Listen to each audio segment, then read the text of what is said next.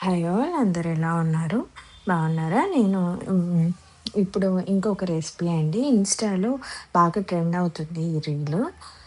బేగన్ recipe. దీన్ని బేగన్ fry అనొచ్చు, బేగన్ పచ్చడి అనొచ్చు. డిఫరెంట్‌గా మనం చాలా వేస్‌లో ట్రై చేస్తాం కాబట్టి ఇదొక డిఫరెంట్ వే. నాకు నచ్చి చేశాను. నేను పెద్ద సైజు 2 తీసుకున్నాను. బట్ ఒకటే యూజ్ చేశాను. దీనికి కావాల్సిన ఇంగ్రీడియెంట్స్ చెప్తాను. ఎండుమిరపకాయలు, 1 స్పూన్ జీలకర్ర, 1 స్పూన్ ధనియాలు, ఒక చిన్న మీడియం సైజ్ గడ్డ గార్లిక్ అండి పీల్ చేసుకోవాలి. అండ్ పసుపు, సాల్ట్, కొంచెం మనం కుకింగ్ ఆయిల్. సో, ఫస్ట్ ఇవి వచ్చేసి ఆ కాడలు తీసేసి ఎండుమిరపకాయలు హాట్ వాటర్‌లో ఒక 5 మినిట్స్ నానబెట్టుకోవాలి. అవి మెత్తగవ్వాలి. ఈ రెసిపీ ఎప్పుడు బావుంటదో తెలుసా? ఒక్క స్లైస్ వంకాయ వేసుకొని, వేడి వేడి అన్నంలో నెయ్యి వేసుకొని, బాగా జలుబున్నప్పుడు, మైండ్ అప్సెట్‌గా ఉన్నప్పుడు తినండి. ఎక్సలెంట్‌గా ఉంటుందసలు. చాలా బావుంటుంది అసలు. మీరు టేస్ట్ చేయండి. నేను నిజంగా చెప్తున్నాను చాలా బావుంది అసలు.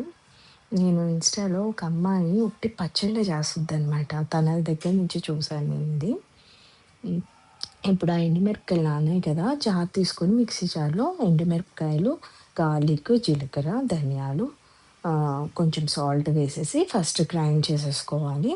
ఆ నానబెట్టిన వాటర్ మనం యూజ్ చేసుకోవచ్చు తర్వాత. వాటర్ వేస్తూ మెత్తగా కొట్టుకోవాలనమాట. తర్వాత కొంచెం పసుపు, ఆయిల్ కూడా వేసుకోవాలి ఇందులోనే. వేసేసి లాస్ట్‌లో కొంచెం కొత్తిమీర కూడా వేసుకోవచ్చు.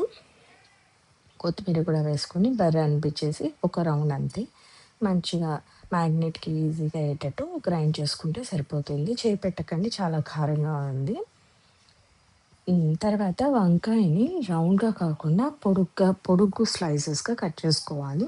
కట్ చేసిన వెంటనే మనం యూజ్ చేయాలి. ఎక్కువసేపు అలా ఉంచితే చేదొచ్చేస్తది. చూపిస్తున్నాను చూడండి. మధ్యలో ఇలా ఘాట్లు పెట్టుకోవాలి లోపలికి కూడా ఎళ్ళేటట్టు. మీన్‌వైల్ నేను పాన్ పెట్టుకొని ఆయిల్ గూడా పెట్టుకున్నాను.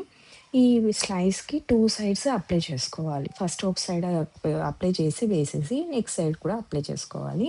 అలా లోలో పెట్టుకొని 2 సైడ్స్ అప్లై చేయండి. ఆహ్, తిప్పుతూ ఫ్రై చేసేసుకోవాలి. ఎక్కువ సేపు పెట్టకూడదు.